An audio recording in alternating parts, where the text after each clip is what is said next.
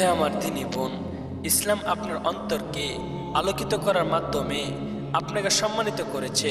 কাজে অন্য দিন ও ধর্ম কিংবা সংস্কৃতির অনুসরণ করে নিজের সম্মানকে ভুলুণ্ঠিত করবেন না। এমন কোনো নারীর অনুকরণ করবেন না যে দিন ইসলামকে নিজের জীবন বিধান হিসাবে প্রত্যাখ্যান করেছে।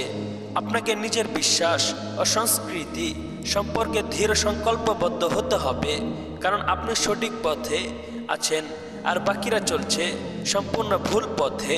সুতরাং বিপদগামী ও নীতিহীন মিথ্যা সমালোচনা ও নিন্দার বিরুদ্ধে আপনাকে আল্লাহ সুবহানাহু ওয়া তাআলার উপর ভরসা করে ধৈর্য ধারণ করতে হবে, কারণ মিথ্যের বিরুদ্ধে সত্যের, মন্দের বিরুদ্ধে ভালোর এবং শয়তানি শক্তির বিরুদ্ধে ন্যায়পরায়ণতা, এই যুদ্ধ কিয়ামত পর্যন্ত চলতে থাকবে ইনশাআল্লাহ।